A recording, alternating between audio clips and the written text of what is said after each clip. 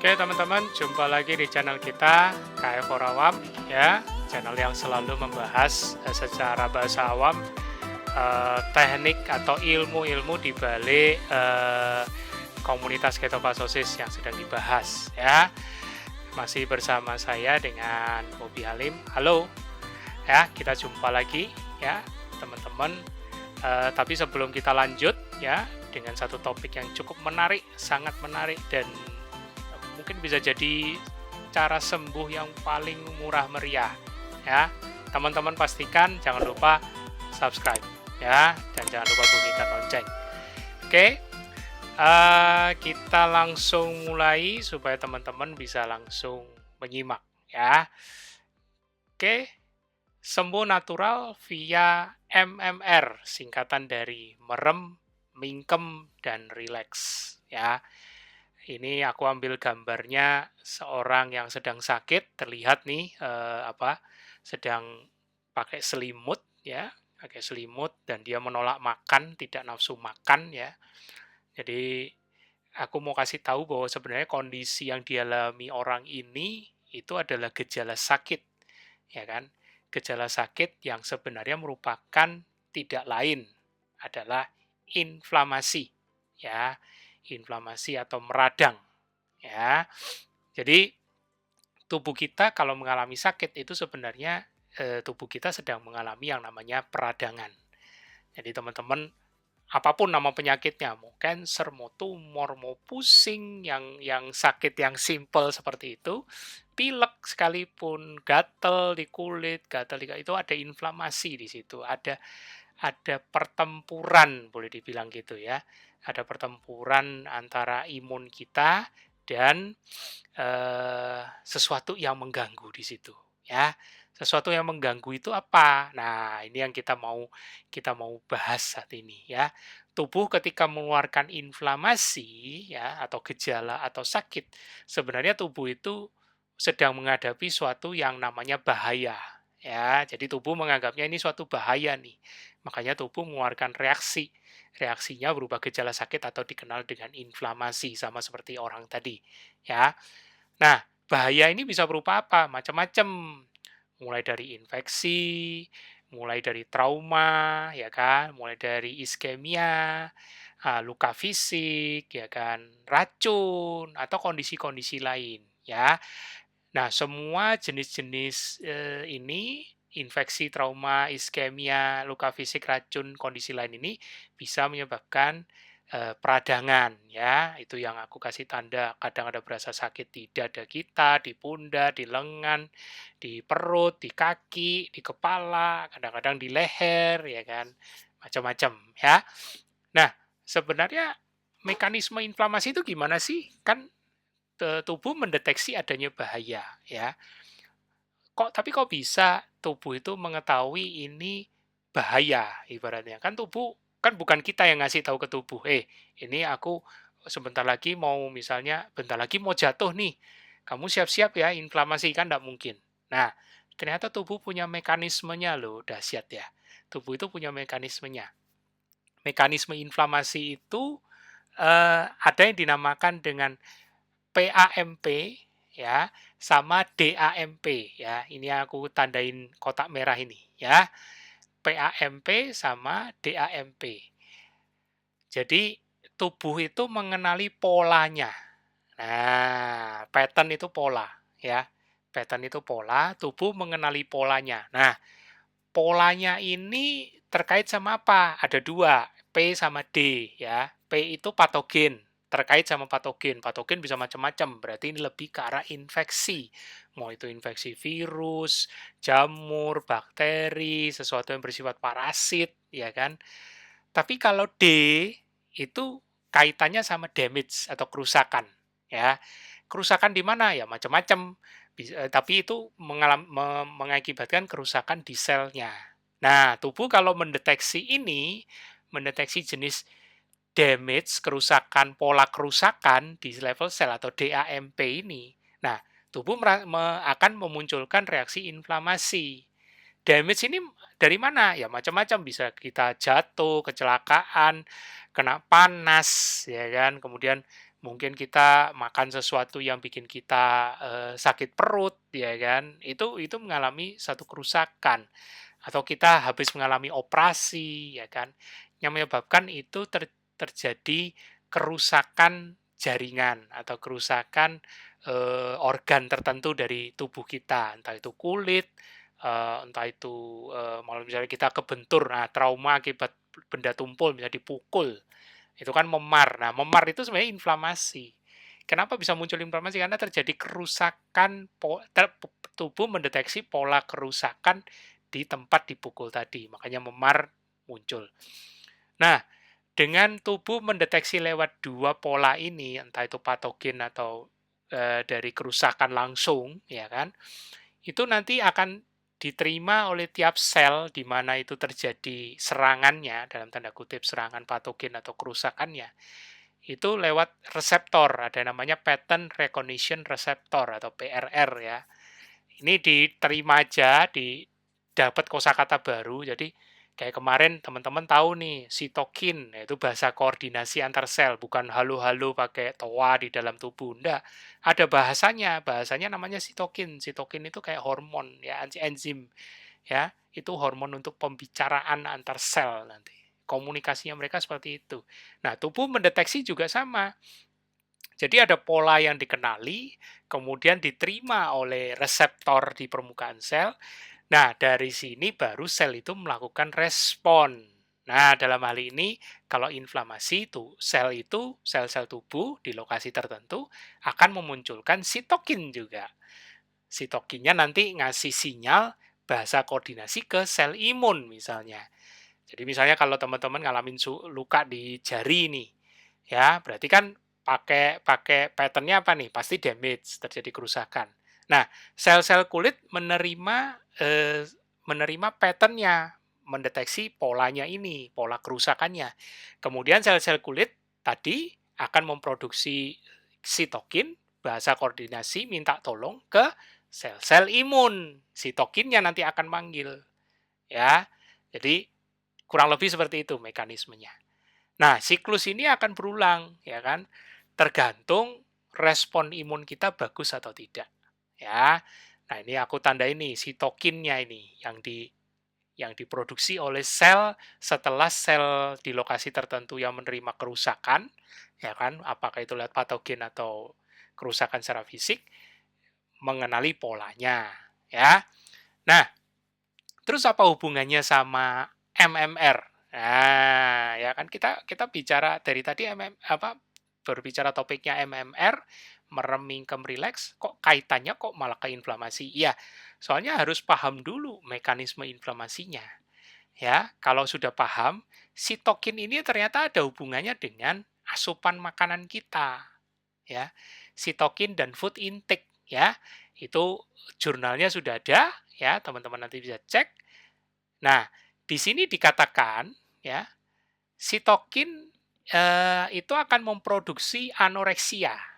Nah, kalau teman-teman ingin tahu, sitokinnya yang ini nih, ya, sitokinnya yang ini, yang di lingkaran merah ini, ya.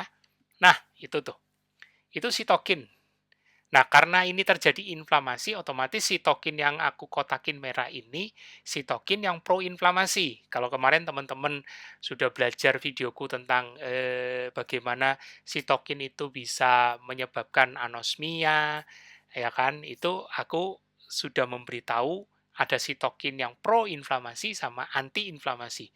Nggak tahu yang anosmia atau yang hyperhipoksia, aku lupa. Tapi antara dua itu, ya.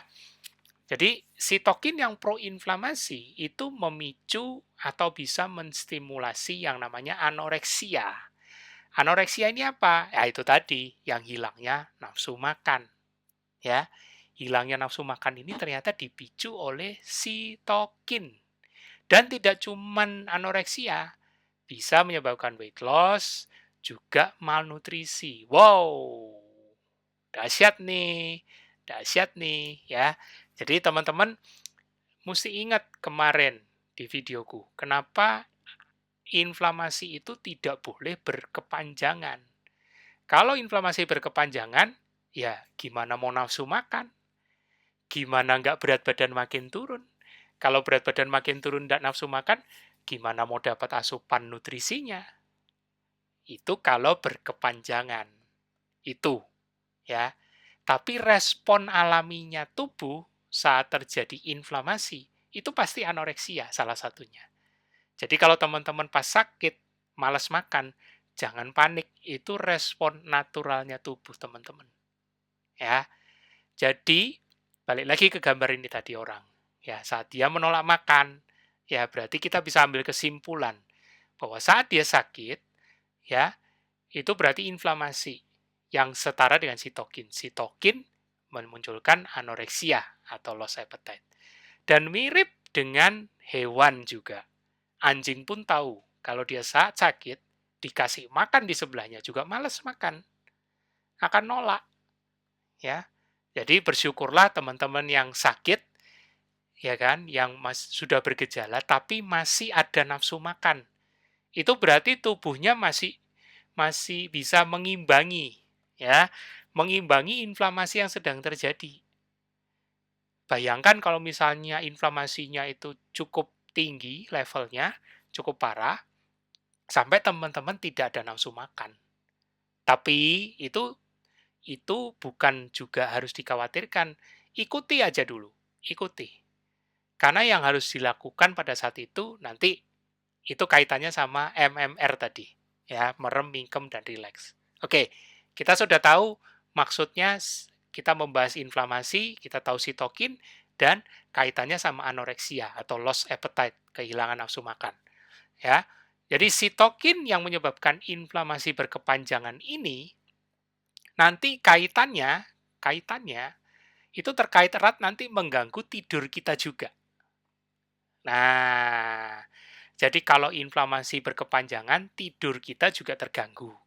Tidur terganggu, inflamasi meningkat enggak? Atau bahasa kasarnya gini, kalau teman-teman udah sakit perut, terus tidur, jadi nggak bisa tidur, soalnya dikit-dikit perutnya sakit. Tidurnya jadi nggak pules kan? Kira-kira besok pagi badannya enak enggak? Pasti nggak enak. Masih tidak enak. Aku nggak bilang lebih parah atau ini. Masih tidak enak. Kemudian kira-kira besoknya itu waktu jalanin hari, sakit lambungnya itu, sakit mahnya makin parah atau enggak? Kira-kira. Jawab sendiri ya. Jadi kalau inflamasi meningkat, menurut di gambar ini itu kayak kayak lingkaran yang tiada henti. Kalau inflamasi meningkat, tidurnya terganggu kembali. Kalau tidurnya terganggu kembali, ya inflamasinya berkepanjangan lagi, tidak beres-beres. Inflamasi berkepanjangan, balik lagi tidur terganggu, muter aja di situ terus. Ya, itu. Makanya ada satu jurnal yang bagus yang tentang membahas tentang tidur dan inflamasi, sleep and inflammation, itu ternyata rekan kerja, partner intim kalau aku bilang malah, ya, partner in sickness and in health, partner dalam hal sakit dan dalam kondisi sehat, ya. Ini abstraknya cukup bagus, aku terjemahkan ya, aku terjemahkan saja supaya teman-teman tidak pusing harus translate, ya. Hubungan timbal balik antara sistem saraf pusat tidur dan sistem imun telah menunjukkan bahwa, nah ini yang aku tebelin nih, tidur meningkatkan pertahanan imun. Ya, tidur itu meningkatkan pertahanan imun. Dan sinyal yang dihasilkan dari sel-sel imun, ya, itu mendorong untuk kita bisa tidur. Nah, coba dibaca lagi ya, nanti ya benar. Ini diulang di slide ini, teman-teman nanti benar-benar diulang, benar enggak terjemahanku, ya. Nanti bisa di cross check dan langsung cek di link jurnalnya, betul enggak, ya. Lanjut. Jadi, satu efek yang dihasilkan dari tidur, efek yang positif yang dihasilkan dari itu adalah memberikan keuntungan survival. Survival itu bertahan hidup. Kita bisa bertahan hidup kalau bisa tidur, ke probabilitas kita untuk bertahan hidup itu lebih meningkat, ya. Karena sistem imunnya jadi lebih turun, maksudnya turun itu lebih lebih kalem. Kan tadi kalau inflamasi kan dari sel imun ya, sitokinnya dia yang menyebabkan. Kalau inflamasinya bisa turun, kita bisa tidur, berarti inflamasinya besok meningkat atau turun? Turun dong, ya. Akhirnya kalau inflamasi turun, cedera bisa dicegah dan gangguan infeksi juga bisa dicegah ke depannya, ya. Makanya di zaman modern ini, ya, yang banyak terjadi adalah gangguan sosial kronis yang dapat mendorong masifnya gangguan tidur, ya. Kalau sudah masif gangguan tidurnya, kontribusinya besar di kacaunya pengaturan respon inflamasi dan respon antivirus. Ya, ini jurnal yang ngomong. Aku cuman menerjemahkan, ya. Sehingga dari sini teman-teman sekarang paham kenapa kaitannya dua huruf pertama dari MMR, yaitu merem dan mingkem, ya. Merem adalah kita maksudnya harus tidur, mingkem adalah kita sebenarnya mengacu ke anoreksianya tadi. Kita tidak nafsu makan, ya sudah ikutin, jangan dipaksain makan. Jadi MM yang dua huruf pertama kita bicara merem dan mingkem. Kok bisa sih? Karena justru di kondisi merem dan mingkem ini, kita mengakses satu fitur dahsyat yang namanya autofagi.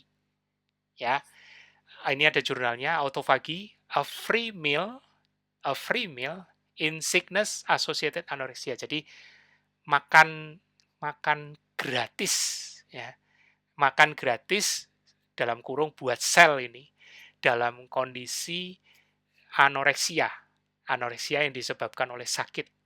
Jadi pada saat kita tidak nafsu makan, sebenarnya tubuh mau berusaha bersih-bersih di dalam.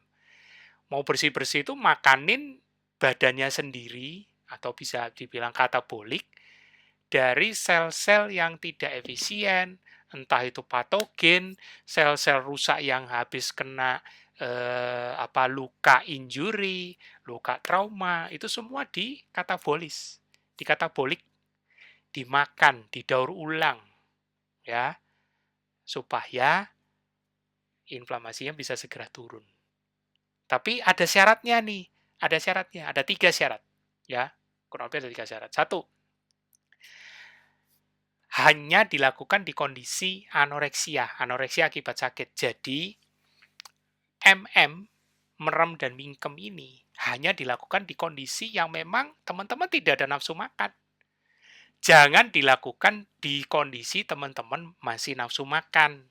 Itu salah. Ya, ini ingat-ingat. Jangan dilakukan di kondisi teman-teman malah ada nafsu makan tapi teman-teman tahanin puasa.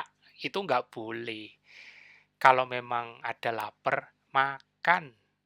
Justru kalau lagi tidak nafsu makan, itu baru puasa. Ya. Dan yang dimaksud dengan puasa di sini adalah tetap minum. Tetap minum untuk menjaga hidrasinya. Jadi yang puasanya itu cuma puasa tidak makan. Minumnya tetap. Jangan nanti udah nahan lapar, karena berpikir supaya autofaginya dapat duluan, terus puasa yang dilakukan juga nggak minum. Ya itu udah salah besar. Itu tidak akan terjadi autofagi, yang ada makin tidak karu-karuan nanti. MM-nya tidak tercapai. Bukan MM seperti itu. Ya. Kemudian yang ketiga, ini yang penting. Tidak dalam kondisi terjaga kalau bisa puasanya. Jadi bukan dalam kondisi puasa yang melek terus, enggak, justru harus tidur. Kalau teman-teman sudah lagi nggak nafsu makan, lagi lemes badannya, maksudnya lemes itu ogah-ogahan, misalnya lagi agak demam, kan pinginnya tidur. Simpelnya aja lagi pilek aja pinginnya tidur, pingin istirahat. Jangan karena ada film lagi bagus, lagi seru, wah diterusin. Apalagi kalau ada drakor, seru kan? Ya itu memang. Tapi lihat efeknya nanti besok paginya. Enak enggak badannya? Jadi, puasanya dilakukan hanya di kondisi anoreksia yang karena sakit dan tetap minum, kemudian dalam kondisi tidak terjaga. Ya, alias lagi tidur. Kan enggak mungkin sambil tidur sambil makan. Ya.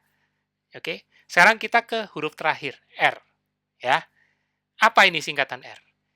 Relax, ya. Jadi merem, mingkem, dan relax. Satu sudah puasa dalam kondisi tidur, merem mingkem. pastikan juga teman-teman rileks. Kenapa rileks?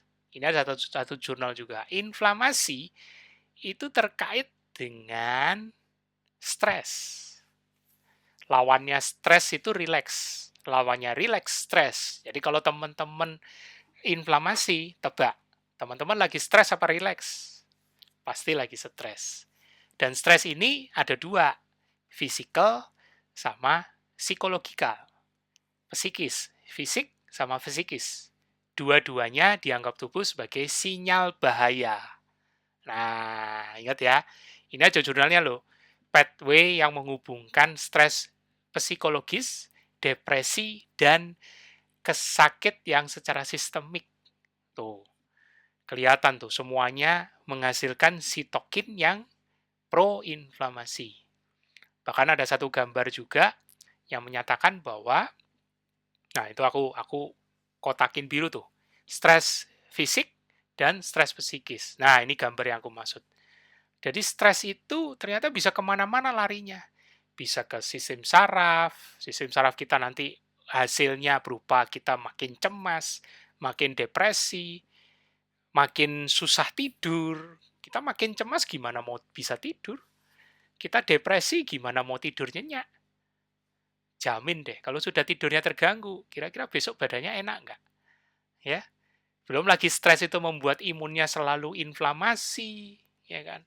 Kalau sudah anxiety ditambah imun makin inflamasi, wah udah nggak karu-karuan, ya kan? Belum nanti stres itu juga memicu kerja organ-organ kita itu makin lebih lebih kayak kerja rodi. Oh, itu saling terkait, udah kayak kalau dibilang itu kayak lingkaran tidak berujung, ya. Jadi stres di sini terkait erat ya sama stres secara fisik ataupun secara psikis, ya. Aku sudah pernah bikin video tentang stres di KF itu fisik atau psikis dan juga cara hitung dan kelola stresnya, ya. Berkaitan hari ini, ya kan, tentang videoku kali ini rileks, ada begitu banyak cara untuk teman-teman bisa menurunkan stres. Ada begitu banyak teknik relaksasi atau seperti itu banyak teknik rileks ya. Semua bisa dipakai, tidak ada yang tidak bisa dipakai. Cari yang cocok buat teman-teman ya.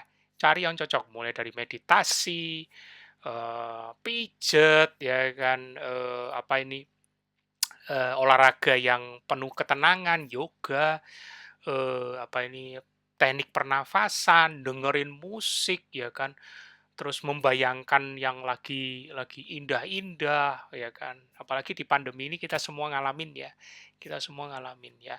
Apapun, semua teknik yang relaksasi, teman-teman bisa bisa terapin, bisa lakukan, cari yang cocok ya. Dan aku tambahin satu lagi ya, satu terapi yang menurut aku juga efektif untuk segera menurunkan stres, ya, yaitu terapi tertawa, ya.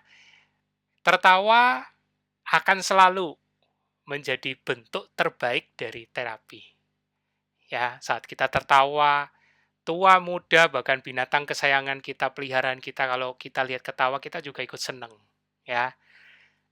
Itu sudah ndak usah di apa, ndak usah disangkal, ya kan. Tapi jangan dibuat ketawanya, jangan dibuat-buat maksudku. Hahaha itu jadi kayak orang gila jadinya ya. Jadi benar-benar harus bisa ketawa lepas, ya, harus bisa tertawa lepas. Apa pemicunya? Nah, itu teman-teman bisa cari tahu, ya. Karena kalau tertawa menurut aku bisa tertawa saat nonton, misalnya, lawak lucu zamanku itu apa ya yang dulu itu, mungkin Sri Mulat atau apa gitu bisa bikin ketawa. Tapi kalau aku suruh misalnya teman-teman yang lagi inflamasi nih, lagi stres lagi, terus kebetulan milenial orangnya, ternyata dia lihat Sri Mulat nggak ada lucu-lucunya tuh, ternyata dia bisa ketawa saat lihat video prank, ya kumpulan video prank yang kadang-kadang ada tuh di siaran program TV tertentu.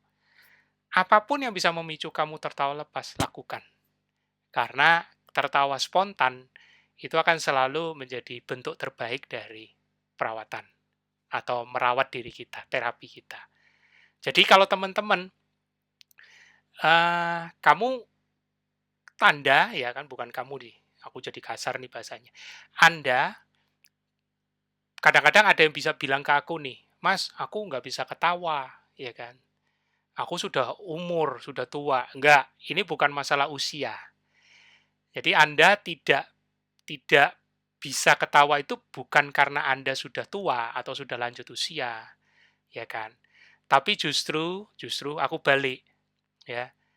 Anda menjadi tua karena Anda berhenti tertawa, ya. Jadi dibalik ya, Anda justru menjadi tua kalau Anda berhenti tertawa. Nah, oke. Jadi teman-teman, ya, pastikan teman-teman lakukan relaksasi, rileks, dan juga MMR, ya. Merem, mingkem, rileks. Mau pakai terapi ketawa juga boleh, ya kan. Karena pada dasarnya teman-teman harus bisa menurunkan stresnya, harus bisa menurunkan inflamasinya. Kalau teman-teman tertawa, yang tadi aku singgung di slide terakhir, itu berarti teman-teman secara efektif menurunkan stres dan membuat inflamasinya turun dengan segera. Biasanya kalau udah bisa ketawa, orang sakit kalau kita lihat bisa ketawa itu kita juga ikut seneng, ya kan? Kenapa? Karena orang yang sakit itu juga pada saat bisa ketawa, dia juga merasakan badannya enakan. Habis itu bisa tidur. Aku sering melihat itu di orang sakit. Entah kalau teman-teman, tapi bagiku ketawa adalah terapi yang paling efektif. Ya, teman-teman pastikan jangan lupa subscribe dan bunyikan lonceng untuk setiap video terbaru yang selalu aku akan bahas. Kali ini topik kita sembuh secara natural via MMR, merem, mingkem, dan rileks sudah aku bahas. Nantikan video-videoku berikutnya ya. Pastikan teman-teman jangan pernah ketinggalan ya. Oke, sampai jumpa teman-teman di lain kesempatan dan di video berikutnya. Ciao.